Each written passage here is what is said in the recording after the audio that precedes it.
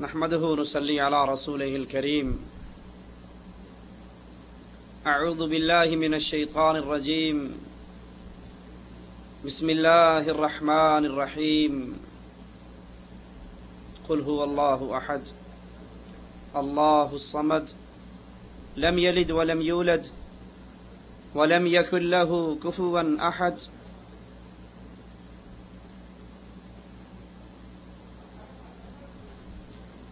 یہ دنیا، یہ کائنات، اس کا خالق اور مالک صرف ایک اللہ ہے. اس کی تخلیق کا مقصد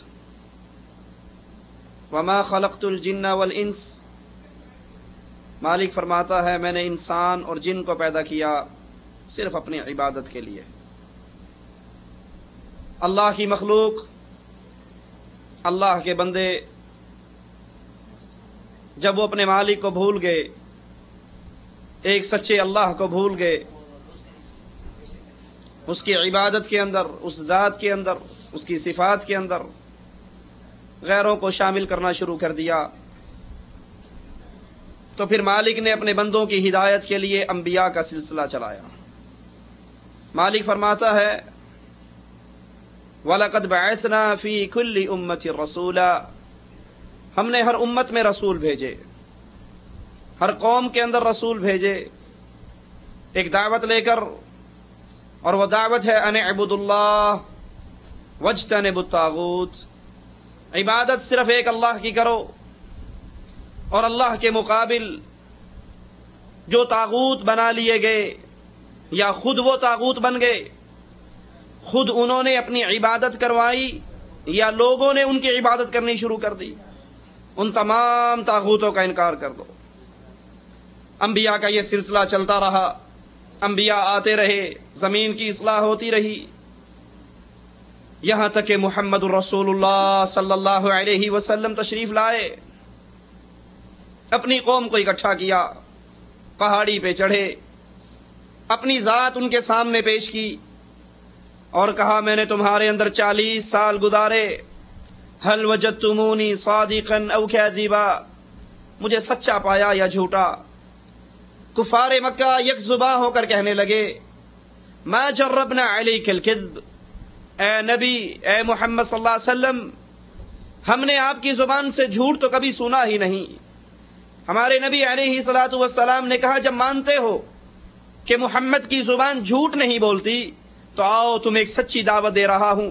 قولوا لا الہ الا اللہ تفلحوا تملکوا العرب والعجم، لا الہ الا اللہ کی دعوت کو قبول کر لو، اللہ کی سچی توحید کو مان لو. یہ لات، یہ منات، یہ عزا، یہ ہبل جن کو کفار مکہ اس وقت پوجا کرتے تھے، ان کے سامنے سجدہ ریز ہوتے تھے، ان کے آگے نذر و نیاز پیش کی جاتی تھی، ان کو مصیبتوں میں پکارا جاتا تھا.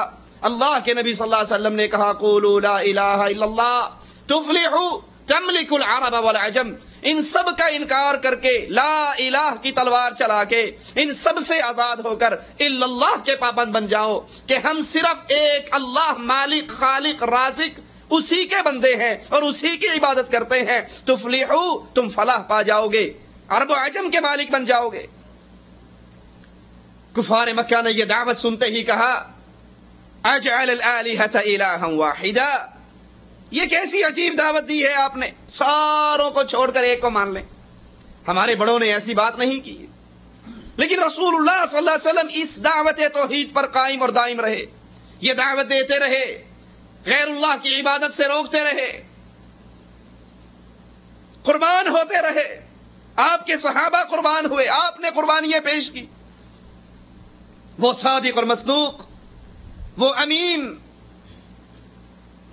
جس کو کفار مکہ اسلام لانے سے پہلے بے بہا پیارے ناموں سے پکارا کرتے تھے، کبھی صادق کہتے، کبھی امین کہتے، امانتیں رکھواتے، جھگڑوں میں فیصلے کرواتے.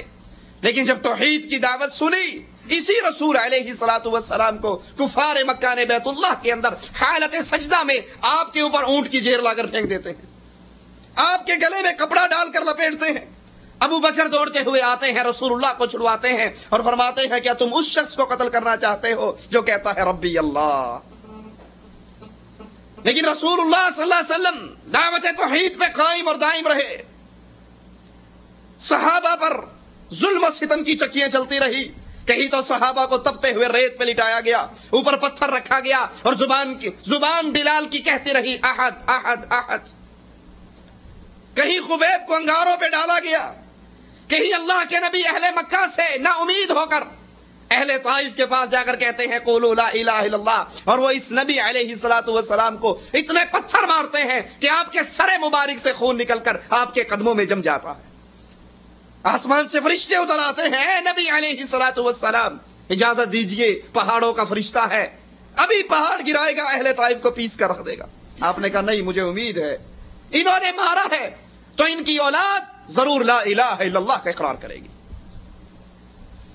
کبھی کفار مکہ گروپ بنا کر, کمپنی بنا کر ابو طالب کے پاس آتے ہیں اور کہتے ہیں ہمارا کوئی کمپرومائز کروا دو. 6 مہینے ہم ان کے اللہ کی عبادت کے لیے تیار ہیں, اگلے 6 مہینے یہ ہمارے بتوں کی پوجا کے لیے تیار ہو جائے. رسول اللہ صلی اللہ علیہ وسلم نے کوئی کمپرومائز نہیں کیا, کبھی اہل شرک کو برداشت نہیں کیا, اور کھری لا الہ الا اللہ کی دعوت دیتے رہے. اسی میں وقت گزرتا گیا, یہاں تک کہ اللہ نے اس دعوت کے نتیجے میں, اس توحید کی محنت کے نتیجے میں, اس سچی عقیدے کی محنت کے نتیجے میں اپنی رحمت سے مسلمانوں کو مدینے کی سرزمین عطا فرما دی. اللہ کے رسول صلی اللہ علیہ وسلم کفار نے پھر گھیرا کیا. بدر کا میدان برپا ہوا. رسول اللہ صلی اللہ علیہ وسلم 313 ساتھیوں کو لے کر نکلے. مقابلہ 1000 سے. یہاں بھی توحید کے رکھوالے رسول اللہ صلی اللہ علیہ وسلم قدم قدم پہ توحید کی دعوت کا طریقہ سمجھانے والے, توحید کی غیرت اپنے ساتھیوں کے دلوں میں اتارنے والے. ایک شخص آ کر کہتا ہے سردار ہے, میں آپ کی مدد کرتا ہوں کفار مکہ کے خلاف. آپ نے کہا کیا تو لا الہ الا اللہ کی گواہی دیتا ہے؟ اس نے کہا نہیں, میں لا الہ الا اللہ کی گواہی نہیں دیتا, میں تو لات و منات و عزا کا پجاری ہوں. لیکن یہ ظالم ہیں, یہ ظلم کر رہے ہیں, یہ آپ کو مارنا چاہتے ہیں, یہ آپ کے خلاف ستم کر رہے ہیں, میں آپ کی مدد کرتا ہوں ان کے خلاف. رسول اللہ صلی اللہ علیہ وسلم نے 2 ٹوک کہا, بھاگ جا, ارجع, واپس چلا جا, میں کسی مشرک سے مدد نہیں لیا کرتا. یہ رسول اللہ صلی اللہ علیہ وسلم کے انقلابی اقدام ہیں. اپنے چچا کو بھی تو کہا تھا ایک ہاتھ پہ سورج رکھ دیں, ایک ہاتھ پہ چاند رکھ دیں, میں لا الہ الا اللہ کی دعوت سے بعد نہیں آؤں گا. یہ انہونا کام کر گزرے. دعوت توحید خالص اللہ کی عبادت کی دعوت, اس کے اندر کوئی کمپرومائز نہیں. اور جب تک دنیا قائم ہے قیامت کی دیواروں تک اس امت کی اصلاح, زمین کی اصلاح, بندوں کی اصلاح اسی طریقے سے ہوگی جس طریقے سے محمد رسول اللہ نے کی صلی اللہ علیہ وسلم. اور وہ طریقہ دعوت توحید کا طریقہ کہ خالص لا الہ الا اللہ کی دعوت دو. اس عقیدے, اس کلمے, اس ایمان کی بنیاد پہ لوگ آپ کے ساتھ ملتے جائیں, شرک سے الگ ہوتے جائیں, غیر اللہ کی عبادت سے الگ ہوتے جائیں, غیر اللہ کی پکار کو چھوڑتے رہیں, غیر اللہ کو اللہ کی ذات و صفات و عبادت میں شرک کرنے سے, شریک بنانے سے بعد آتے جائیں. جب یہ موحدین کا ٹولہ اکٹھا ہو جاتا ہے اللہ زمین کی اصلاح کر دیتا. یہی ایک راستہ ہے امت کی اصلاح کا. امام مالک رحمت اللہ علیہ اہل سنت کے امام بڑی عجیب بات کہا کرتے تھے کہ اس امت کے آخری لوگوں کی اصلاح بھی اسی طریقے سے ہوگی جس طریقے سے اس امت کے ابتدائی لوگوں کی اصلاح ہوئی. اور ابتدائی لوگوں کی اصلاح کیسے ہوئی؟ لا الہ الا اللہ کی دعوت, شرک سے برات, اہل شرک سے برات, اہل شرک سے علیحدگی, اتنی علیحدگی, اتنی برات. عبد الرحمن کہتا ہے بابا 3 مرتبہ تلوار اٹھائی, تینوں مرتبہ آپ کا چہرہ نظر آیا, میں نے تلوار روک لی, نہیں چلائی. میرا باپ ہے ابو بکر ہے. جواب میں کہتے ہیں بیٹے خوش قسمتی ہے تیری کہ تیری گردن میری تلوار کے نیچے 1 مرتبہ بھی نہیں آئی, اور 1 مرتبہ بھی اگر تیری گردن میری تلوار کی زد میں آ جاتی لخت جگر نہ سمجھتا, رب کا گستاخ سمجھتا, مشرک سمجھتا اور تیری گردن کو کاٹ ڈالتا. آج بھی اگر کوئی جماعت، آج بھی اگر کوئی تنظیم، آج بھی اگر کوئی گروہ امت کی اصلاح کرنا چاہتا ہے، اس کے لیے آئیڈیل محمد الرسول اللہ صلی اللہ علیہ وسلم کی یہ سیرت ہے کہ لا الہ الا اللہ پر اکٹھے ہو جاؤ۔ نہ وطنیت پہ اکٹھے ہو سکتے ہیں، نہ جمہوریت پہ اکٹھے ہو سکتے ہیں، نہ جمہوریت کے ذریعے اسلام آ سکتا ہے، نہ کسی اور انداز سے اسلام آ سکتا ہے۔ اسلام آئے گا، اصلاح ہوگی تو توحید اور لا الہ الا اللہ کی بنیاد پر ہوگی۔ بڑا پیارا تجربہ انڈیا پاکستان کے لوگوں نے کیا۔ پاکستان بنا، ہر بچے کی زبان پہ ایک ہی جملہ تھا، پاکستان کا مطلب کیا؟ لا الہ الا اللہ۔ پاکستان کا مطلب کیا؟ لا الہ الا اللہ۔ چھوٹا بھی، بڑا بھی، امیر بھی، غریب بھی، بچے مر رہے ہیں، عزتیں لٹ رہی ہے، مال برباد ہو رہا ہے، زمیندار اپنی زمینوں کو چھوڑ کر پاکستان کی طرف دوڑ لگا رہے ہیں کہ پاکستان کا مطلب کیا؟ لا الہ الا اللہ۔ انقلاب آ رہا ہے، وہ انقلاب آ گیا، انڈیا تقسیم ہوا، پاکستان وجود میں آیا، نام لا الہ کا لیا گیا، لیکن لا الہ الا اللہ کا تعارف نہیں کروایا، لا الہ الا اللہ کی دعوت نہیں دی، لا الہ الا اللہ کی پہچان نہیں کی۔ شرک کرنے والا بھی لا الہ الا اللہ پڑھ رہا ہے، دربار پوجنے والا بھی لا الہ الا اللہ پڑھ رہا ہے، یہ سارے شرکی عمل بھی ہیں، لا الہ الا اللہ بھی ہے۔ اس کے سمجھ، اس کا تعارف، اس کا فہم، اس کی سوچ کسی کے دل و دماغ میں نہیں ہے، صرف لا الہ الا اللہ کا نعرہ ہے۔ جمہوریت کی بنیاد ہے، پاکستان بن گیا، مارد وجود میں آ گیا، سال ہا سال گزر گئے۔ جس طرح اسلام ابتدا میں انڈیا کے وقت اس خطے پر اسلام نہیں تھا، ویسے ہی آج کا دور بھی آ چکا ہے، لیکن لا الہ الا اللہ کی دعوت وہاں پر قائم نہیں ہو سکی۔ کیوں؟ بڑی موٹی مثال ہے۔ کیا قربانیاں چھوڑی؟ کیا پاکستان بنتے میں قربانیاں تھوڑی دی گئی؟ کیا بچے تھوڑے مرے؟ کیا عزتوں کے جنازے تھوڑے نکلے؟ کیا زمین اور جائیداد، مال یہ تھوڑے چھوڑے گئے؟ نہیں، قربانیوں کے انبار ہے، لیکن طریقہ محمد الرسول اللہ کا نہیں ہے صلی اللہ علیہ وسلم۔ کچھ لوگوں نے اس فکر کو پہچانا بھی، اور ان لوگوں کے اندر سے قیام پاکستان کے وقت ایک بہت بڑے بزرگ سید مودودی صاحب تھے۔ سید مودودی صاحب نے پہچان لیا کہ اس جمہوریت کے ذریعے، اس جمہوریت کے طریقے سے، اس رائے کے طریقے سے جس میں زانی، شرابی، عالم، ان سب کی رائے برابر ہے، کوٹھے والی اور تہجد گزار بندہ دونوں رائے کے اندر برابر ہے، اس طریقے سے اس کفر کے نظام سے کبھی اسلام آ ہی نہیں سکتا۔ اس لیے سید مودودی نے بڑے تمطراق سے پاکستان بننے کی مخالفت کرتے ہوئے کہا، ان کی کتابیں اس بات پر شاہد ہیں۔ تحریک آزادی ہند اور مسلمان، حصہ دوم ہے، صفحہ 140 ہے۔ کہتے ہیں ایک قوم کے تمام افراد کو صرف اس وجہ سے کہ وہ نسلاً مسلمان ہیں، پیدائشی مسلمان ہیں، باپ اور ماں ان کی مسلمان تھی، حقیقی مسلمان فرد کر لینا اور یہ امید کرنا کہ ان کے اجتماع سے جو کام بھی ہوگا اسلامی اصولوں پر ہوگا، پہلی اور بنیادی غلطی ہے۔ بڑی پیاری بات سید مودودی کہ اس بنیاد پر یہ سمجھ لینا کہ چونکہ ہم کلمہ گو ہیں، ہماری ختنیں ہوئی ہے، نام عبداللہ عبد الرحمن ہے، ہم مل کر جو بھی کریں گے اسلام لائیں گے۔ پاکستان کا مطلب کیا؟ لا الہ الا اللہ، تو لا الہ الا اللہ غالب ہو جائے گا۔ یہ پہلی اور بنیادی غلطی ہے۔ یہ عظیم انسانوں کا گروہ جس کو مسلمان قوم کہا جاتا ہے، اس کا حال تو یہ ہے کہ اس کے 1000 میں سے 999 افراد نہ اسلام کا علم رکھتے ہیں، نہ حق اور باطل کی تمیز سے آشنا ہے، نہ ان کا اخلاقی نقطہ نظر اور ذہنی رویہ اسلام کے مطابق تبدیل ہوا ہے۔ باپ سے بیٹے، بیٹے سے پوتے کو بس مسلمان کا نام ملتا چلا آیا، اس لیے یہ مسلمان ہیں، اس لیے یہ مسلمان ہیں۔ نہ انہوں نے حق کو حق جان کر قبول کیا، نہ باطل کو باطل جان کر ترک کیا۔ ان کی اکثریت کی رائے کے ہاتھ میں باغے دے کر اگر کوئی یہ امید رکھتا ہے کہ اسلام کی گاڑی اسلام کے راستے پہ چل گئی، یہ تو خوش فہمی میں مبتلا ہے۔ چند لوگ اکٹھے ہو جائیں جو نام کے مسلمان ہو، نہ انہوں نے حق کو جانا، نہ انہوں نے حق کو پرکھا، نہ انہوں نے حق کو پہچانا، اب وہ مسلمان ہیں اس لیے اسلام لے آئیں گے۔ اس گروہ کو اس لیے مسلمان مان لیا جائے کہ ان کا باپ اور دادا مسلمان تھا۔ سید مودودی نے کہا یہ بہت بڑی غلطی اور بہت بڑی خوش فہمی ہے۔ لیکن جب پاکستان بن گیا، اسٹیٹ مارد وجود میں آ گئی، اسی جمہوریت کو جس کو نظام کفر کہہ رہے ہیں،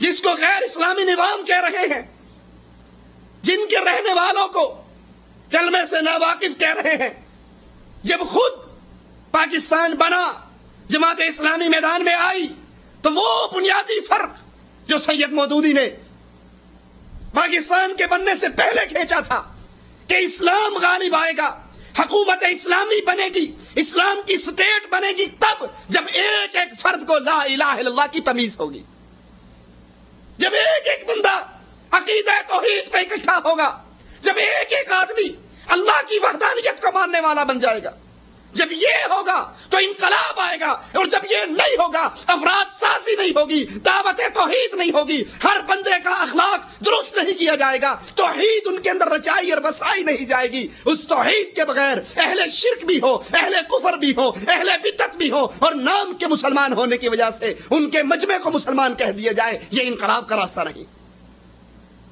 لیکن کاش جماعت اسلامی والے بھائی اور سید مودودی اس منہج پر قائم رہتے تو یہ بڑی اعلیٰ سوچ تھی، لیکن جو ہی پاکستان بنا انہوں نے اپنے راستوں کو بدل دیا۔ یہ ہمارے ہاتھ کے اندر مکاتیب سید مودودی، سید ابو الاعلی مودودی حصہ دوم، ترتیب دیا ہے اس کو عاصم نعمانی نے، شائع کیا ہے اسلامک پبلشر لمیٹڈ لاہور، اور اس کا صفحہ نمبر 246 ہے۔ صفحہ 246 پر ایک شیعہ کو خط لکھ رہے ہیں، 24 اکتوبر 1970، 24 اکتوبر 1970 کو یہ خط لکھا گیا۔ محترمی و مکرمی السلام علیکم، آپ کا عنایت نامہ ملا۔ جماعت اسلامی کے دروازے شیعہ حضرات کے لیے کبھی بند نہ تھے۔ جو شخص بھی جماعت کے مقصد سے اتفاق کرے وہ اس کا متفق بن سکتا ہے، اور جو جماعت کے دستور کو قبول کر لے وہ رکن بھی بن سکتا ہے۔ یہ جماعت تو فرقہ بندی کے تعصبات کو ختم کرنے کے لیے بنی۔ اس میں ہر فرقے کا مسلمان اپنے مسلک پہ قائم رہتے ہوئے اسلام کی سربلندی اور اسلامی نظام کے قیام کے مقصد کی خاطر دوسرے مسلکوں کے مسلمانوں سے مل کر کام کر سکتا ہے۔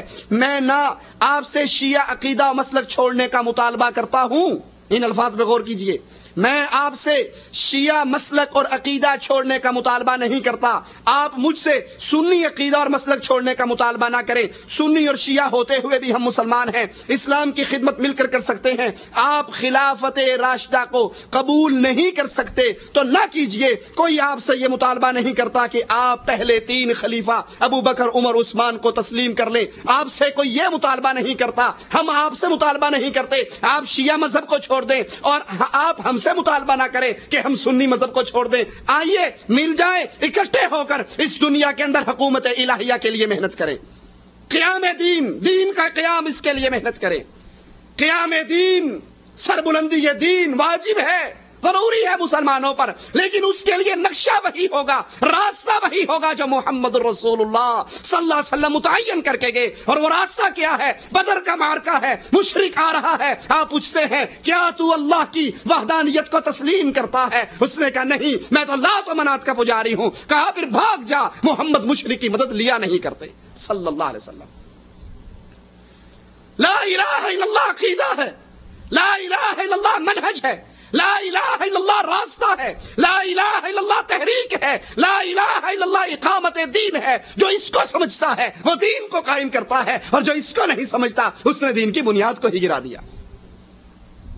اسی طرح کراچی 15 جون سید مودودی آج شام اپنی قیام گاہ پر مقامی قائدین میں عام ملاقاتیوں کے سوالات کے جواب دے رہے تھے۔ مولانا نے کہا کہ جماعت اسلامی شیعہ حضرات کے مخالف نہیں، اور نہ اس سلسلے میں کوئی غلط فہمی باقی رہنی چاہیے۔ شیعہ حضرات کے لیے کئی مواقع پر جماعت کے ساتھ تعاون کر چکے ہیں، اور جماعت اسلامی نے گزشتہ 23 سالوں میں شیعہ برادری کے خلاف کوئی کام نہیں کیا۔ مختلف فرقوں کے بارے میں ایک سوال کو جواب دیتے ہوئے سید مودودی نے کہا جماعت اسلامی میں اہل حدیث، بریلوی، دیوبندی، شیعہ تمام فرقوں کے لوگ ہیں، اور ان میں کبھی کوئی جھگڑا نہیں ہوا۔ ہر شخص اپنے مسلک کے مطابق عمل کرتا ہے۔ اگر جماعت اسلامی برسر اقتدار آ گئی تو ہر فرقے کے پیروکار اپنے اپنے مسلک پہ عمل کرنے کی پوری آزادی ہوگی۔ کچھ بے خبر لوگ کسی علم کے بغیر دور سے یہ کہہ کر لوگوں کو ڈرا رہے ہیں کہ جماعت اسلامی اگر برسر اقتدار آ جاتی ہے تو نظر و نیاز اور مزاروں پر کل چڑھانے کے لیے پابندی لگا دے گی۔ روزنامہ جسارت کراچی 17 جون 1970۔ رسول اللہ صلی اللہ علیہ وسلم نے دعوت توحید لا الہ الا اللہ سے بنیاد کا آغاز کیا، اور جو اس توحید کو نہ سمجھا وہ کبھی مسلمانوں کے ساتھ نہیں مل سکتا۔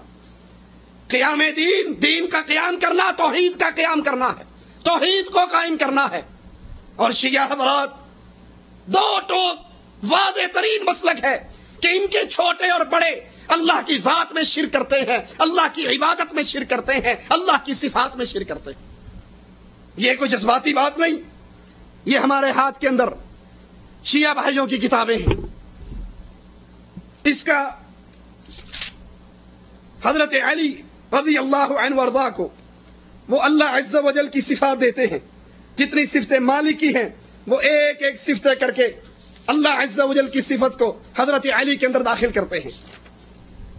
یہ ہمارے ہاتھ میں جلاء العیون جلد دوم ملا باقر مجلسی کی، جس کو شائع کیا ہے جنرل بک ایجنسی انصاف پریس لاہور، جلاء العیون ہے، حصہ دوم ہے۔ اس حصہ دوم کے اندر حضرت علی کے بارے میں غلو کرتے ہوئے شیعہ کے بنیادی عالم، کوئی آج کل کے مولوی کا ذکر نہیں ہو رہا، بنیادی عالم ملا باقر مجلسی، وہ کہتے ہیں کہ حضرت علی نے اپنے خطبات میں فرمایا، حالانکہ حضرت علی اس جھوٹ سے پاک ہیں، بری ہیں، علی رضی اللہ عنہ وارضا اللہ کے مواحد، سچے ولی بندے، چوتھے خلیفہ، حضرت حسنین کے بابا، وہ اس جھوٹ اور اس شرک سے پاک ہیں، لیکن ان کی طرف نسبت کرتے ہیں کہ انہوں نے کہا میں وہ ہوں جس کے پاس غیب کی کنجیاں ہیں، اور مالک کہتا ہے عالم الغیب اللہ ہے، فلا یظہر علی غیبہ احدا، وہ اپنے غیب کو کسی پر ظاہر نہیں کرتا سوائے اپنے رسولوں کے، کہ ان کو وہ بات پہنچا دیتا ہے جو بات امت تک پہنچانی ہوتی ہے۔ اور علی نے کہا غیب کی ساری کنجیاں میرے پاس ہیں، جنہیں بعد رسول کے میرے کوئی نہیں جانتا، میں یوم حساب کا مالک ہوں۔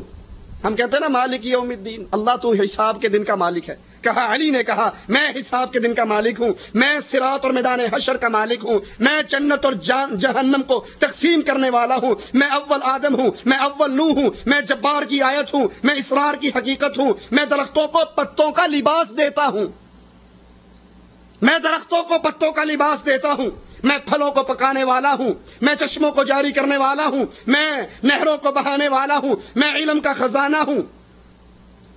اب وہ تمام صفتیں جو خالص ایک اللہ عز و جل کی صفتیں ہیں، وہ ساری صفتیں حضرت علی کو دی جا رہی ہیں۔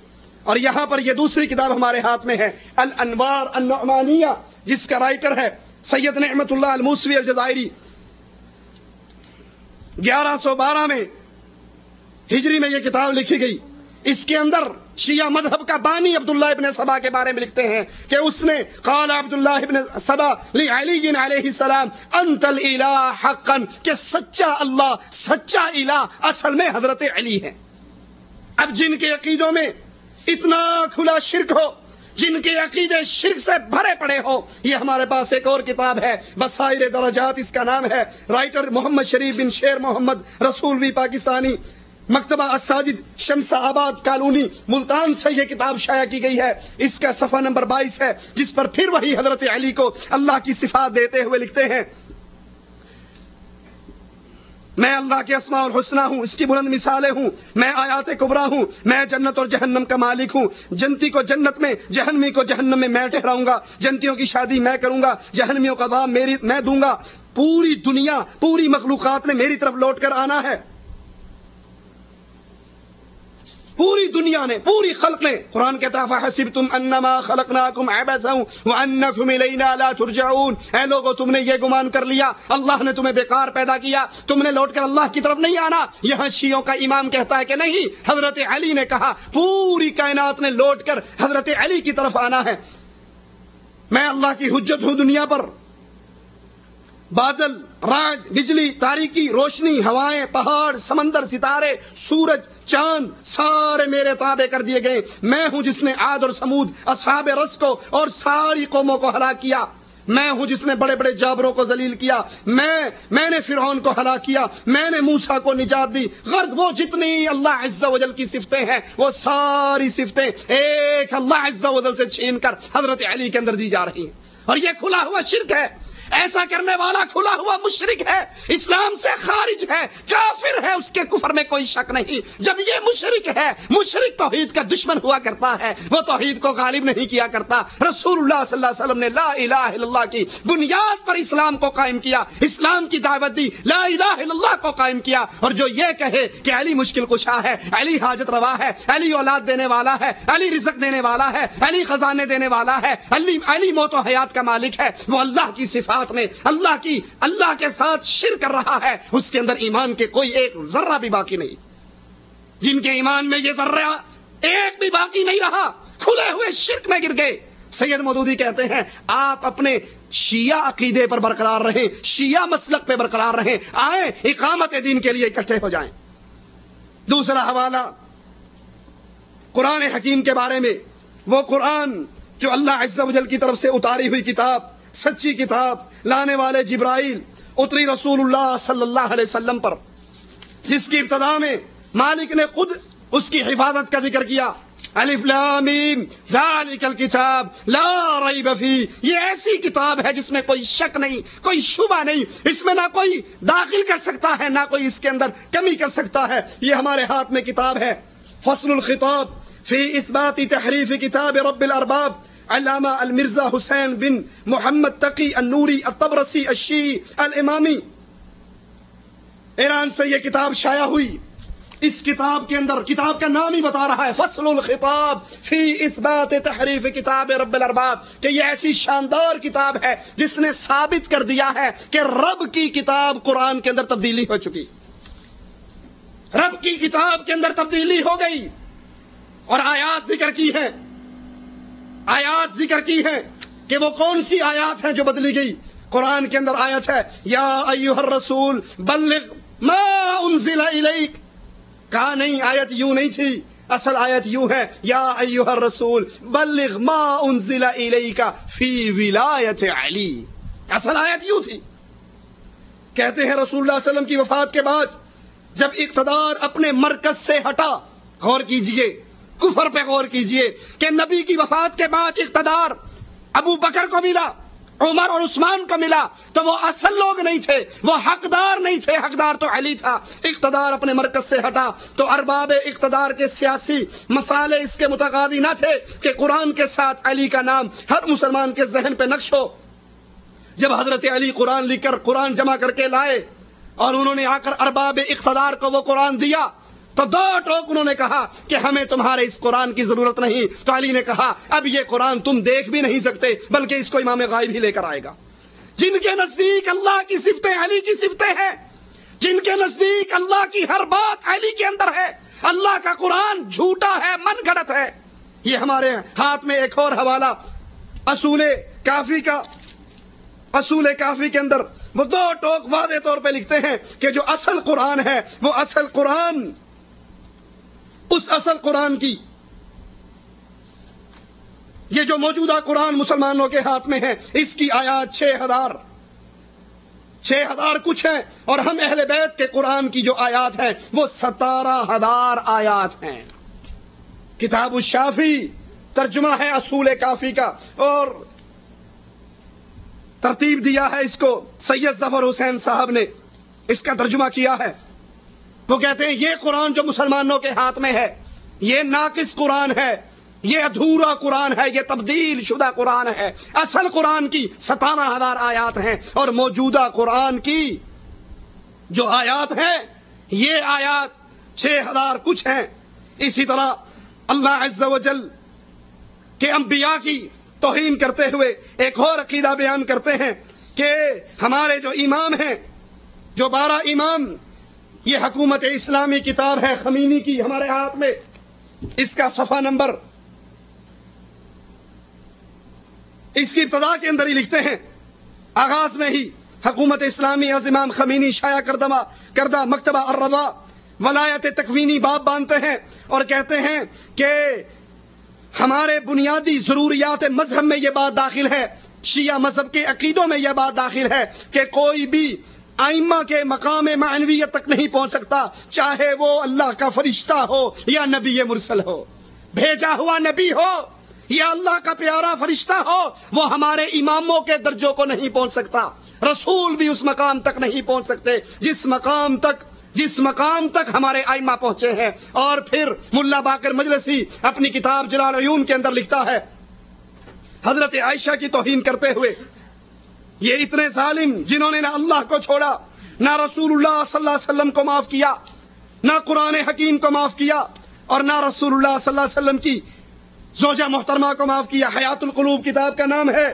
ملا باقر مجلسی اس کا رائٹر ہے، ایران سے یہ کتاب شائع ہوئی ہے۔ اپنے امام کے بارے میں کہتا ہے، ابن بابویہ نے بسند معتبر حضرت صادق سے روایت کیا، 3 اشخاص ایسے ہیں جنہوں نے جناب رسول خدا پر جھوٹ بہت باندھا، ایک ابو ہریرہ ہے، دوسرا انس بن مالک ہے، اور تیسری عائشہ ہے۔ اور جب ہمارے امام آئیں گے، امام محمد باقر سے روایت ہے، جب حضرت قائم آل محمد امام 12واں امام غائب ظاہر ہوں گے، عائشہ کو زندہ کریں گے، اس پہ حد جاری کریں گے۔ اگر میں شیعوں کے عقیدے ہی بیان کرنا شروع کر دوں تو شاید یہاں پر رات گزر جائے۔ یہ 2-4 نمونے میں نے آپ کو دکھائے کہ ان کے عقیدوں کے مطابق اللہ کا قرآن سچا قرآن نہیں، حضرت علی مشکل کشا ہیں، حاجت روا ہیں، موت و حیات کے مالک ہیں، زندگی ان کے ہاتھ میں ہے، مارتے وہ ہیں، نجات وہ دیتے ہیں، جنت ان کی ہے، جہنم ان کی ہے، اس کے قاسم وہ ہیں۔ قرآن جھوٹا ہے، بلکہ رسول کافی میں تو یہاں تک وضاحت ہے، ارتد الناس بعد النبی، سارے صحابہ رسول اللہ کی وفات کے بعد مرتد ہو گئے، سوائے چند 3 صحابہ کے، مقداد، سلمان، ابو ذر، یہ 3 مسلمان بچے، باقی سارے کافر ہو گئے، کوئی مسلمان نہیں رہا۔ علی کہاں گئے، حسن کہاں گئے، حسین کہاں گئے، عباس کہاں گئے، عقیل کہاں گئے، اہل بیت کو بھی نکال دیا۔ اب جن کی عقیدے لا الہ الا اللہ سے ٹکرا رہے ہیں، جن کی عقیدے اللہ کی دشمنی پر ہیں، جن کے عقیدے اسلام کی دشمنی پر ہیں، قرآن کی دشمنی پر ہیں، وہ کس طرح اللہ کے دین کو نافذ کر سکتے ہیں؟ اور سید مودودی نے اس پاکستان بننے کے بعد پوری جماعت اسلامی وہ شیعہ بھائیوں کو 2 ٹوک کہتی ہے، ہمارے دروازے کھلے ہیں، آپ تشریف لائیں، ہماری جماعت کے رکن بنے، ہمارے ساتھ بنے، آپ اپنے مذہب پر باقی رہیں، اپنے عقیدے پہ باقی رہیں۔ آپ سے کوئی نہیں کہے گا کہ آپ ابو بکر، عمر، عثمان کو غاصب کہتے ہو، آپ اس کو ظالم کہتے ہو، آپ کہتے ہو انہوں نے علی سے حکومت کو چھینا تھا، یہ غاصب اور جابر اور ظالم ہیں۔ آپ سے کوئی نہیں کہے گا کہ آپ خلافت راشدہ کو تسلیم کر لو، آپ ہم سے نہ کہو کہ ہم سنی مذہب کو چھوڑ دیں۔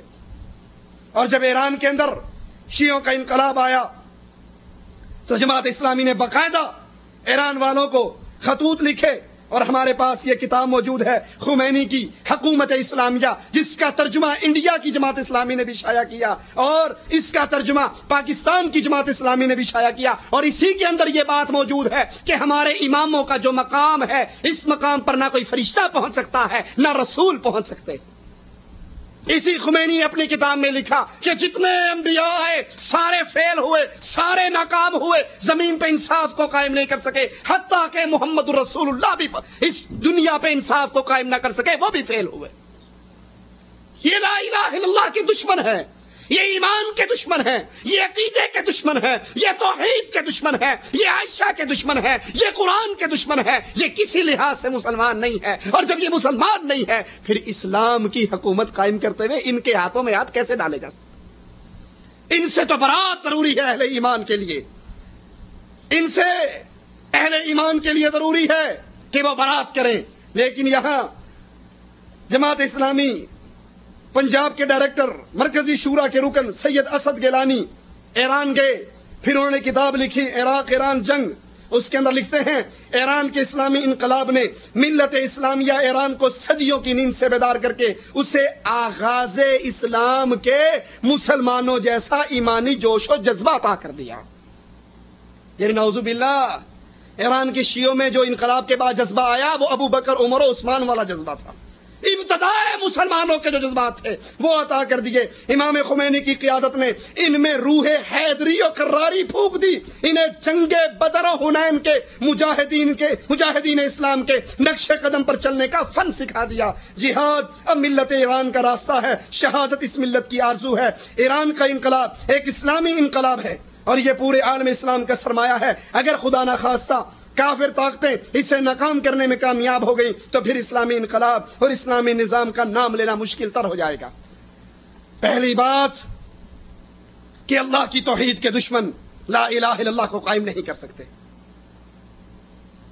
اور جب انسان اللہ کے دشمنوں کو چھوڑتا ملتا ہے، توحید کی بنیادوں کو چھوڑتا ہے، پھر وہ کسی ایک شرک پہ بریک نہیں لگایا کرتا، وہ آگے سے آگے چلتا ہے. یہ ہمارے ہاتھ کے اندر نوائے وقت پاکستان کا روزنامچہ اخبار ہے، یہ اس کی تصویر موجود ہے. کوئی بھائی کہہ سکتا ہے کہ اخبار میں تو بندہ خبر لگوا سکتا ہے، خبر لگوا سکتا ہے، قبر پہ چادر چڑھاتے ہوئے کسی کی تصویر نہیں لگوا سکتا.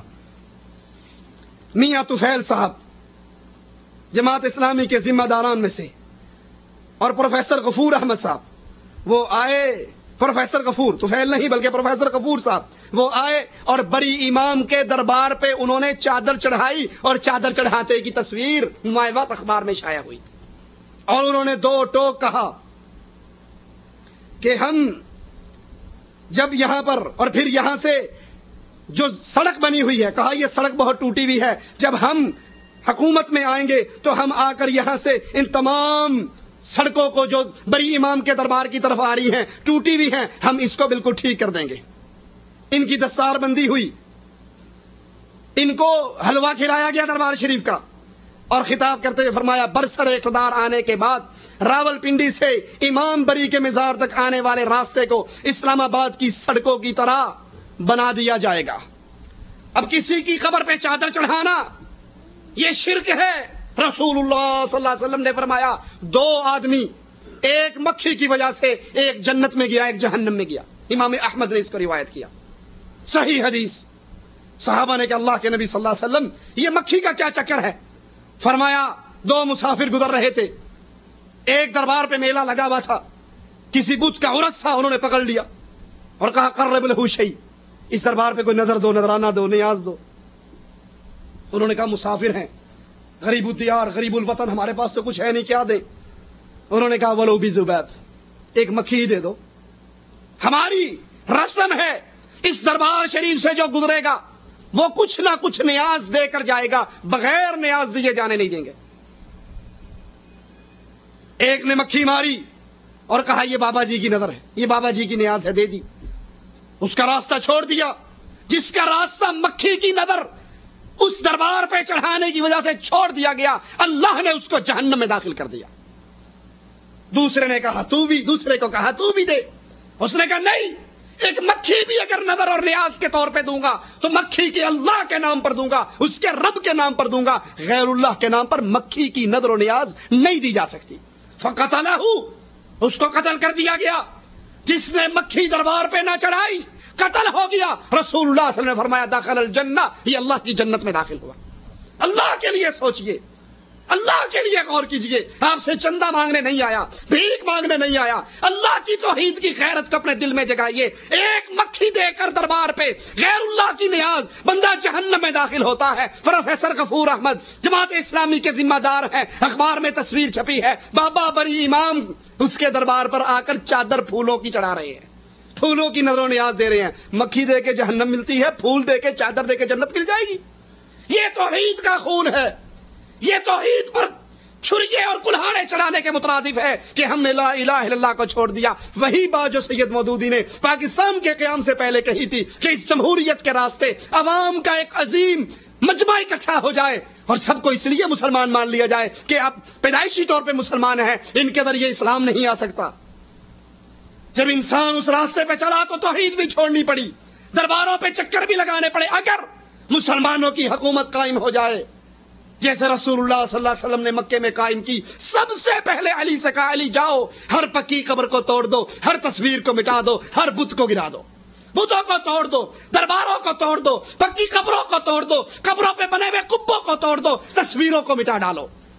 اور کوئی سمجھے کہ یہ گستاخی ہے تو یاد کرو یہ مورتیاں گھوڑے شاہ اور لسوڑی شاہ کی مورتیاں نہیں تھی، کھوتے شاہ اور بٹیرے شاہ اور تتر شاہ کی مورتیاں نہیں تھی. یہ مورتیاں، یہ تصویریں ابراہیم کی، اسماعیل کی، عیسیٰ کی، مریم کی علیہم السلام. لیکن اگر اللہ کی عبادت کے مقابلے پر انبیاء کے بت بھی بنا لیا جائے تو اسلامی حکومت پر واجب ہے کہ ان بتوں کو توڑ دیا جائے۔ لیکن جمہوریت کے اندر تو جو اکثریت کہے گی وہی آپ کو کہنا پڑے گا۔ اسی لیے بریلویوں کے ووٹ لینے کے لیے پروفیسر غفور احمد اسلام آباد کے دربار پہ گئے، میاں طفیل احمد علی حجویری کی قبر پہ چادر چڑھانے کے لیے پہنچے، اور پھر جب اس جمہوریت کے راستے پہ چل پڑے تو ہر کسی کے ووٹ تو برابر ہے نا، شیخ الحدیث کا ووٹ ہو یا ایک سکھ کا ووٹ ہو برابر ہے۔ اس نظام میں تولا جاتا ہے یا گنا جاتا ہے؟ اس نظام میں تو گنا جاتا ہے، تولا نہیں جاتا۔ اسی لیے نومبر 2000 کو منصورہ میں جماعت اسلامی نے سکھ یاتریوں کو عشائیہ دیا، اور جماعت اسلامی کے مرکزی ترجمان امیر العظیم نے ان سے خطاب کیا، اور امیر پنجاب حافظ محمد ادریس نے بھی ان سے خطاب کیا، اور اپنے خطاب میں کہا کہ سکھوں کا اور ہمارا دشمن مشترک ہے۔ ہندو سکھوں کا اور ہمارا، یعنی پاکستانیوں کا کشمیر کی بنیاد پر اور سکھوں کا خالصتان کی بنیاد پر، کہا سکھوں کا اور ہمارا دشمن مشترک ہے، درد مشترک ہے، اخلاقی قدریں ایک ہیں۔ سکھ اور مسلمان دونوں توحید کو ماننے والے ہیں، ان کا عقیدہ ایک ہے۔ نوائے وقت 18 نومبر سن 2000، وہ کفار جن سے برات ضروری تھی، جن سے علیحدگی ضروری تھی، وہ اہل شرک، وہ قبروں کے پجاری، وہ یا علی مدد کہنے والے، وہ یا رسول اللہ مدد کہنے والے، وہ کہنے والے بری بری سرکار بری، میری کھوٹی قسمت کر دے ہری، یہ مشرک، ان سے برات ضروری، ان سے علیحدگی ضروری۔ اور سید مودودی صاحب علیحدگی کا اعلان بھی کر چکے اس جمہوریت میں داخل ہونے سے پہلے کہ ان کو مسلمان نہیں مانا جا سکتا، جنہوں نے حق کو حق نہیں سمجھا، باطل کو باطل نہیں سمجھا، لیکن جب جمہوریت میں آئے، دین کے قیام کے لیے غیر شرعی راستے کو اختیار کیا، تو پھر ہاتھ سے ایمان بھی گیا، دعوت توحید بھی گئی، لا الہ الا اللہ بھی گیا۔ اب کوئی سمجھے کہ آپ کلمہ پڑھنے والوں کو کافر کہہ رہے ہو، مشرک کہہ رہے ہو، تو آئیے سنیے سعودی عرب کی لجنہ دائمہ للبحوث العلمیہ والافتاء،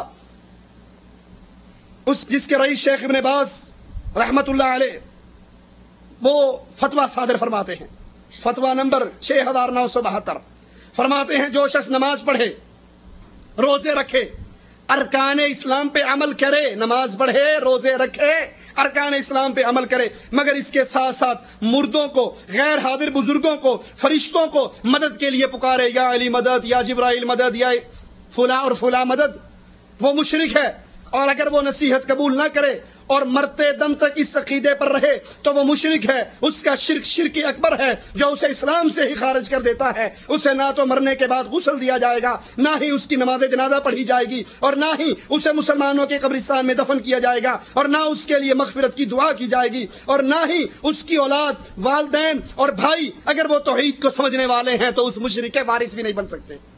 فتویٰ نمبر 9336 میں فرماتے ہیں جو کوئی قبر والوں سے مدد مانگے، اپنی مشکلات میں اپنی مدد کے لیے پکارے، ان کی نظر و نیاز دے، ایسے بندے کے پیچھے نماز پڑھنا صحیح نہیں، کیونکہ وہ مشرک ہے، اور مشرک کی نہ امامت درست ہے، نہ اس کے پیچھے نماز، اور کسی مسلم کے لیے جائز نہیں کہ اس کے پیچھے نماز پڑھے۔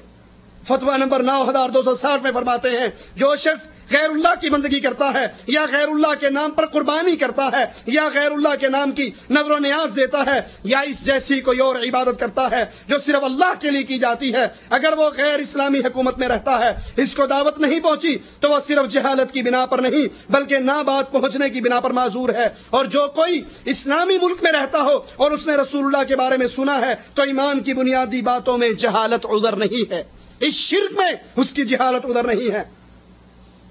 فتویٰ نمبر 10685 میں فرماتے ہیں جو شخص اللہ کی توحید، نبی کی رسالت کی گواہی دیتا ہے اور ان کے تقاضوں کے مطابق عمل کرتا ہے بس وہ مسلم مومن ہے، اور جو شرکی اقوال یا شرکی افعال کرتا ہے جو کلمے کے منافی ہیں، یا علی مدد کلمے کے منافی، قبروں پہ چادر چڑھانا کلمے کے منافی، غیر اللہ کو پکارنا کلمے کے منافی، بری بری سرکار بری، کھوٹی قسمت کر دے ہری، یہ قوالیاں پڑھنا کلمے کے منافی ہے۔ فرماتے ہیں شیخ ابن باز رحمت اللہ علیہ بس وہ کافر ہے اگرچہ کلمہ پڑھے، اگرچہ نماز ادا کرے، اگرچہ روزے رکھے، جیسا کہ مردوں کو مشکلات میں پکارتا ہے، ان کی تعظیم میں قربانی کرتا ہے، ایسے شخص کا ذبیحہ کھانا بھی جائز نہیں ہے۔ جب اس جمہوریت کی پٹی پہ چلے، یہ جمہوریت جس میں اہل ایمان 99 علماء ہوں، 99 شیخ الحدیث ہوں، 99 مسجد کے خطیب ہوں اور 100 چکلے کی رنڈیاں ہوں، اگر اس جمہوریت میں ووٹنگ کرائی جائے گی تو 100 کا پلڑا بھاری ہوگا، 99 اللہ کے ولی کا پلڑا ہلکا پڑ جائے گا۔ جب جماعت اسلامی نے اسلام لانے کے لیے اس جمہوریت کے راستے کو اختیار کیا، پھر منصورہ کے اندر محفل میلاد بھی برپا ہوئی، درباروں کے اوپر چادریں بھی چڑھائی گئی، حجویری کی خبر سے جلوس کا آغاز بھی ہوا۔ کیوں؟ یہ وہ طریقہ نہیں اسلام لانے کا جو طریقہ محمد رسول اللہ کا طریقہ تھا، یہ اس طریقے سے الگ، یہ نظام اس طریقے سے الگ۔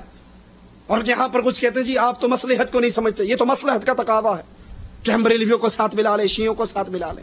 مصلحت کی بات کرتے ہو تو آؤ رسول اللہ صلی اللہ علیہ وسلم سے بڑا مصلح اعظم اور کون ہے؟ آپ کے پاس آ کر کفار مکہ کہتے ہیں 6 مہینے کا کمپرومائز کر لو، پہلے 6 مہینے ہم آپ کے اللہ کی عبادت کے لیے تیار۔ نبی سے پیاری زبان کس کی؟ نبی سے پیارا اخلاق کس کا؟ نبی سے پیارے داعی کون؟ نبی سے پیارے مبلغ کون؟ نبی سے پیارے اخلاق والے، میٹھی زبان والے، میٹھے قولوں والے کون؟ یہ کفار مکہ سارے رسول اللہ کے پاس اکٹھے ہو جاتے اور اکٹھے ہو کر 6 مہینے تک آپ کے درس سنتے، آپ کی تقریریں سنتے، آپ سے قرآن سنتے، آپ کے ساتھ رہتے۔ 95% تو ویسے ہی مسلمان ہو جاتے ہیں۔ غلط ہے یا صحیح ہے؟ 95% ویسے کلمہ پڑھ لیتے۔ نہ بدر، نہ احد، نہ خندق، نہ کوئی جنگ نہ ہوتی، نہ حمزہ کے ٹکڑے ہوتے، نہ بچیوں کو طلاق ملتی، نہ آقا کے دانت ٹوٹتے، نہ آقا کا ماتھا پھٹتا، نہ آپ کو گڑھے میں گرایا جاتا، کچھ بھی نہ ہوتا۔ اور 6 مہینے میں جب 95 مسلمان ہو جاتے، حکمت کا تقاضا تھا بعد میں معاہدہ توڑ دیتے، کیا فرق پڑتا؟ لیکن حکمت تو تھی نا، بغیر لڑائی جھگڑے کے۔ لیکن نہیں، یہاں حکمت یہ ہے قولوا لا الہ الا اللہ، لا الہ الا اللہ پر کوئی کمپرومائز نہیں۔ یہ نہیں ہو سکتا کہ شیعہ رہے اور پھر اسلام کے غلبے کے لیے ہمارے ساتھ مل جائے، بریلوی اپنی خبر کو پوجتا رہے ولیوں کی اور پھر اسلام کے غلبے میں ہمارے ساتھ مل جائے۔ یہ تو اسلام کے ازلی ابدی دشمن ہے۔ آپ ایک گڑ لے لیں، گڑ سمجھتے ہیں نا جو گنے سے نکلتا ہے، ایک گڑ کی ڈھیلی لے لیں اور اس کو رکھ کے اس کے گرد کیڑیوں کو چھوڑ دیں اور کیڑیوں سے کہو کہ ذرا اس گڑ کی حفاظت کرنا، ہم تھوڑی دیر میں آتے ہیں۔ گھنٹے بعد آؤ گے، گڑ باقی ملے گا؟ کیڑی تو دشمن ہے، گڑ کی چاٹ جائیں گی۔ جو یا علی مدد کہتا ہے، جو قبروں پہ سجدے کرتا ہے، جو قبروں کی طواف کرتا ہے، جو اپنے اماموں کو نبیوں سے بڑا مقام دیتا ہے، جو قرآن کو جھوٹا اور تحریف شدہ کتاب مانتا ہے، وہ بندہ اسلام کا دشمن ہے یا اسلام کا نافذ کرنے والا؟ اسلام کا نفاذ کا ایک ہی طریقہ، پہلے توحید کو خود سمجھو، پہلے توحید پہ خود عمل کرو۔ توحید میں سب سے پہلے توحید ربوبیت کو سمجھو، پھر توحید اسماء و صفات کو سمجھو، پھر توحید الوہیت کو سمجھو۔ اللہ اکیلا رب ہے، اللہ کی پیاری صفتیں ہیں، وہ صفتیں اللہ کے علاوہ کسی میں نہیں آ سکتی۔ اللہ کی جو صفت ہے وہ صرف اللہ میں ہے۔ قرآن حکیم خود کہتا ہے لیس کمثلہ شیء، اللہ کی کوئی مثال نہیں، اللہ کی کوئی مانند نہیں، اللہ کی کوئی مثال نہیں، اللہ کی کوئی مانند نہیں۔ اللہ کی صفت غیر میں نہیں آ سکتی۔ لیکن یہاں یہ ہمارے ہاتھ میں تفہیم القرآن سید مودودی صاحب کی جلد نمبر 2 ہے، صفحہ اس کا 505 ہے۔ 505 صفحے پر قرآن حکیم کی ایک آیت کی تفسیر میں فَإِذَا سَوَّيْتُهُ وَنَفَخْتُ فِيهِ مِن رُوحِي فَقَعُوا لَهُ سَاجِدِينَ، اس کی شرح میں لکھتے ہیں، اس کا ترجمہ ہے اللہ اکبر، جب میں اسے پورا بنا چکوں اور اس میں اپنی روح سے کچھ پھونک دوں تو تم سب اس کے آگے سجدے میں گر جانا۔ اس یہاں پر آدم میں جو روح پھونکنے کا ذکر ہے، جس طرح ہم اللہ کی مخلوق ہیں، اسی طرح اللہ کے ہاں روحوں کا ایک جہان ہے جس میں اللہ کی پیدا کردہ روحیں موجود ہیں، جن کو اللہ نے پیدا کیا ہے وہ مخلوق ہیں، عالم ارواح میں ہے۔ ان میں سے ایک روح اللہ نے آدم علیہ السلام پہ پھونکی۔ لیکن یہاں اس کی شرح کرتے ہوئے سید مودودی فرماتے ہیں، صفحہ 505 ہے، اس سے معلوم ہوا کہ انسان کے اندر جو روح پھونکی گئی وہ دراصل صفات الہی کا ایک عکس اور پرتو تھا۔ حیات، علم، قدرت، ارادہ، اختیار، دوسری جتنی صفات انسان میں پائی جاتی ہیں، جن کے مجموعے کا نام روح ہے، یہ دراصل اللہ کی صفات کا ایک ہلکا سا عکس ہے۔ اللہ کی صفات غیر اللہ میں نہیں آ سکتی۔ وہ اللہ اپنی صفات میں یکتا، اپنی ذات میں یکتا، اپنی عبادت میں یکتا۔ لیس کمثلہ شیء، اللہ کی کوئی مثال نہیں۔ سب سے پہلے توحید کو سمجھا جائے، توحید کی دعوت دی جائے، توحید کی بنیاد پر اختلاف پیدا کیا جائے، جیسے ابراہیم علیہ السلام نے کیا۔ قد كانت لكم اسوة حسنة في ابراہیم، تمہارے لیے آئیڈیل ہے ابراہیم علیہ السلام کی زندگی۔ اذ قالوا لقومهم انا براء منكم ومما تعبدون من دون اللہ، ہم تم سے بری، تم ہم سے بری، ہم تم سے الگ، تم ہم سے الگ۔ کب تک؟ ہم تمہارے دشمن، تم ہمارے دشمن، ہم تمہارے منکر، تم ہمارے منکر، حتی تؤمنوا باللہ وحدہ، جب تک تم ایک اللہ کی توحید پہ ایمان نہ لے آؤ۔ غیر اللہ کو پکارنا، قبر والوں کو پکارنا، قبر والوں سے مدد مانگنا، یہی تو وہ شرک ہے جو کفار مکہ میں تھا۔ قرآن بیان نہیں کرتا ما نعبدهم الا ليقربونا الى الله زلفى هؤلاء شفعاؤنا عند اللہ، ہماری سنتا نہیں ہے، ان کی موڑتا نہیں ہے، ہماری ان کے آگے اور ان کی اللہ کے آگے۔ اور جن کو پکارا جاتا ہے، جو قبر میں دفن ہو چکے، جو مردے ہیں، ان کو پکارا جاتا ہے، قرآن کہتا ہے ان کے بارے میں اموات غیر احیاء وما یشعرون ایان یبعثون، یہ جو قبر میں دفن ہو چکے ہیں یہ مردے ہیں، یہ زندہ نہیں ہے، ان کو اپنے اٹھائے جانے کا بھی شعور نہیں ہے۔ سارا شرک کا دھندا اسی پہ چلتا ہے نا کہ یہ سارے زندہ ہیں، یہ سارے سب کچھ جانتے ہیں، یہ سارے سب کچھ مانتے ہیں۔ احمد رضا خبریلوی صاحب لکھتے ہیں ملفوظات میں، جب قبرستان پہ جاؤ کسی بزرگ کی قبر کی زیارت کے لیے تو پینتیوں سے ہو کر جاؤ، سرہانے سے نہ جاؤ، تاکہ مردہ آنے والے کو آرام سے دیکھ سکے۔ اگر تم سرہانے سے جاؤ گے اس کو تکلیف ہوگی، مڑ کے دیکھنا پڑے گا کون آیا ہے۔ ان کا دھندا ہی یہ ہے۔ قبر پہ چیڑا بیٹھی ہے، چیڑا بیٹھا ہے، مرید آیا ہے، مرید نہیں آئی ہے۔ مولانا ذکریہ صاحب لکھتے ہیں کہ ہم کچھ لوگ قبر پہ ایک ولی کی قبر کی زیارت پہ گئے، اونٹ پہ سوار ہو گئے۔ ولی قبر والا جس کی بیوی بیوہ ہو گئی اور عدت گزرنے کے بعد ہو سکتا ہے اس نے نیا قسم کر لیا ہو، جس کے بچے یتیم ہو گئے، جس کا مکان بٹ گیا، جس کی دکان کا بٹوارا ہو گیا، وہ اونٹ والے کے خواب میں آیا کہ آپ میری قبر پہ آئے ہو، بھوکے جاؤ، مجھے اچھا نہیں لگتا، یہ اونٹ آپ مجھے بیچ دو، اس کے بدلے میں اصیل اونٹ گھر میں کھڑا ہے وہ لے لو۔ یہ قبر پہ آئے تھے یا کسی ہوٹل میں گئے تھے؟ قبر والا اٹھا، مولانا ذکریہ صاحب خود لفظ ہے ان کے کتاب کے، قبر والا اٹھا اور اس نے اونٹ کو ذبح کر دیا۔ جب یہ صبح اٹھے تو اونٹ ذبح ہو چکا تھا، انہوں نے گوشت بنایا، کھایا پیا، واپس جا رہے تھے، سامنے سے ایک نوجوان آ رہا تھا، تم میں فلاں ابن فلاں کون ہے؟ کہا میں ہوں۔ کہا میرے باپ کے ہاتھ، قبر والے کے ہاتھ کچھ بیچا تھا؟ کہا خواب میں اونٹ کا سودا ہوا تھا۔ کہا یہ اس کے بدلے میں اصیل اونٹ تو لے لے۔ یہی تو شرک کا دھندا ہے، صوفیوں کا بھی، بریلویوں کا بھی، شیعوں کا بھی، کہ قبر والے سارے زندہ ہیں، ان کو سارا پتا ہے، روٹی مانگو روٹی مل جاتی ہے، پیسے مانگو پیسہ مل جاتا ہے، اور ہاتھ ملانا ہو تو ہاتھ بھی قبر پھاڑ کے باہر نکال دیتے ہیں۔ اور اگر طاہر القادری صاحب ملاقات کے زیادہ شوقین ہو جائیں تو رسول اللہ اپنی قبر سے نکل کر خود کراچی کے ایئرپورٹ پہ آ کے طاہر القادری کا استقبال بھی کر لیتے ہیں۔ یہ رسائل و مسائل جلد سوم سید ابو العلا مودودی صاحب کی، اس کا صفحہ نمبر 260 ہے۔ 260 صفحے پر ان سے ایک شخص سوال کرتا ہے، کہا حضرت کسی بزرگ کی قبر پر جا کر اس طرح کہنا کہ اے ولی اللہ آپ ہمارے لیے اللہ سے دعا کریں، کیا یہ درست ہے؟ یاد رکھنا یہی وہ شرک تھا جو کفار مکہ میں تھا۔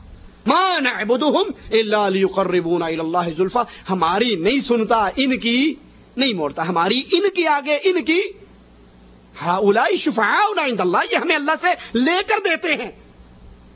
لبیک اللہم لبیک، صحیح مسلم کا تلبیہ ہے، لبیک اللہم لبیک لبیک لا شریک لک لبیک الا شریکا لک تملکہ وما ملک، تیرا کوئی شریک نہیں اللہ، ہم حاضر ہیں، لیکن ہاں جو یہ لات منات یہ عزا یہ چھوٹے چھوٹے ہیں نا، یہ خود کسی چیز کے مالک نہیں، ان کا بھی مالک تو ہے، لیکن ان کو تو نے بہت کچھ عطا کیا ہوا ہے، یہ تجھ سے لے کر ہمیں دیتے ہیں، یہ بانٹتے ہیں۔ یہی شرک تھا کفار مکہ کا، اور یہی سید مودودی صاحب سے سوال کیا گیا تو انہوں نے کہا اس کی دو صورتیں ہیں۔ ایک صورت یہ ہے کہ وہ کسی قبر پر جائے اور چپ کے کہے اپنے دل ہی دل میں اے ولی اللہ یہ لے دے، اے ولی اللہ یہ کر دے، تو وہ پھر یہ شرک ہے، اور اس کا مطلب یہ ہے کہ وہ اللہ کی اور ان بزرگوں کی سماعت برابری سمجھتا ہے، کہ جیسے دل ہی دل میں اللہ بھی دل میں پکارو نا یا اللہ یا اللہ یا اللہ تو اللہ سن لیتا ہے، تو دل ہی دل میں یا علی کہو تو یہ سن لیتا ہے۔ کہا اگر اس کا مطلب ہے پھر وہ اللہ اور بزرگوں کو برابر سمجھتا ہے، یہ تو جائز نہیں۔ ہاں دوسری صورت یہ ہے کہ آپ زور سے ان ولی اللہ کی قبر پہ کھڑے ہو کر ان کو پکارو، تو اس صورت میں عقیدے میں کوئی خرابی واقع نہیں ہوگی، عقیدے کا بیڑا غرق ہو جائے گا، آپ کہتے ہیں عقیدے میں خرابی کوئی نہیں ہوگی، یہاں تو عقیدہ فوت ہو گیا جب آپ نے یہ اعتقاد رکھا کہ یہ قبر والے کچھ کر سکتے ہیں، یہ قبر والے کچھ لے سکتے ہیں، کچھ دے سکتے ہیں۔ قرآن کہتا ہے افرأیتم ما تدعون من دون اللہ ان ارادنی اللہ بضر هل هن کاشفات ضره او ارادنی برحمت هل هن ممسکات رحمتی قل حسبی اللہ علیہ یتوکل المتوکلون۔ تم جن کو پکارتے ہو، یا بہاول حق بیڑا تھک، یا علی مشکل کشا کشتی پار لگا دے، یا غوث آدم 12 سال ہو گئے ڈوبے ہوئے آخر پار لگا دے، تم جن کو پکارتے ہو ان ارادنی اللہ بضر هل هن کاشفات ضره، اللہ کوئی مصیبت ڈالنا چاہے تو یہ ٹال سکتے ہیں، اور اللہ ٹالنا چاہے، اللہ رحمت کرنا چاہے تو کیا اللہ کی رحمت میں یہ رکاوٹ بن سکتے ہیں؟ قل حسبی اللہ، کہہ دو مجھے ایک اللہ کافی ہے۔ جن کو پکارتے ہو عباد امثالکم، یہ تو تم جیسے بندے ہیں، ان کے اختیار میں کیا ہے؟ آپ ان کی قبر پہ کھڑے ہو کے زور زور سے پکارو تو آپ کے عقیدے میں فرق نہیں آئے گا، آپ کے عقیدے کے اندر شرک داخل ہوگا۔ اللہ سے دعا ہے اللہ ہماری خطاؤں کو معاف فرما دے، اللہ ہماری سہکاریوں کو معاف فرما دے، اللہ ہمیں توحید کا فہم عطا فرما دے، اللہ ہمیں ایمان کا فہم عطا فرما دے، اللہ ہمیں توحید کو ویسے سمجھنے کا سوچ اور فکر ہمارے اندر پیدا کر دے جیسے اس توحید کو رسول اللہ کے صحابہ نے سمجھا، اور پھر اس پر ویسے قائم رہنے کی توفیق دے جیسے نبی کے صحابہ قائم رہے، اور پھر جو اس توحید کو نہ مانے، جو اس توحید سے ٹکرائیں، اللہ ان سے ویسے ہی برات کی توفیق دے دے جیسے محمد رسول اللہ کے صحابہ نے اپنے مشرک رشتہ داروں سے برات کر دی۔ عمر ابن خطاب نے یہی تو کہا تھا، اے اللہ کے نبی ان دشمنوں سے جزیہ نہ لو، آج بدر کا دن ہے، فرقان کا دن ہے، مجھے میرے دو عثمان کو عثمان کے دے دو، ہم ان کی گردنیں کاٹ دیں تاکہ فرق ہو جائے، جو توحید کو سمجھ کے اس پر آ جاتا ہے اور اس کا مخالف، اس کا بے شک سگا بھائی کیوں نہ ہو، اگر وہ اللہ کی توحید کو نہیں سمجھتا تو اس سے کوئی رشتہ داری نہیں، اس سے کوئی کمپرومائز نہیں، نہ جہاد کے نام پہ، نہ سیاست کے نام پہ، نہ ووٹنگ کے نام پہ، نہ چندے کے نام پہ، نہ قربانی کی کھالوں کے نام پہ، ان سے کوئی کمپرومائز نہیں ہو سکتا۔ اللہ کے نبی کے ایک صحابی بدر میں آنے والے اپنے اس بھائی جو کافر تھا اور اس کو ایک مسلمان باندھ رہا تھا، اس کے پاس سے گزرے اور کہنے لگے اس کو ذرا زور سے باندھنا، اے میرے بھائی، باندھنے والے سے کہہ رہا ہے اے میرے بھائی اللہ کے دشمن کو ذرا زور سے باندھنا، اس کی ماں کے پاس بڑا مال ہے، ہمیں جزیے میں بہت کچھ ملے گا۔ تو جو سگا بھائی بند رہا تھا اس نے چیخ کر کہا میں تیرا بھائی ہوں، میں تیرا سگا بھائی ہوں، میں تیری ماں جایا ہوں، مجھے چھوڑ کر تو میرے دشمن کو بھائی کہہ رہا ہے؟ کہا نہیں، تو توحید کو نہیں سمجھتا، تو اللہ کے ساتھ شرک کرتا ہے، میرا تیرا کوئی رشتہ نہیں ہے، میرا بھائی تو وہ ہے جو لا الہ الا اللہ پڑھ لیتا۔ اقول قولی هذا واستغفر الله لي ولكم ولسائر المسلمين فاستغفروه انه هو الغفور الرحيم۔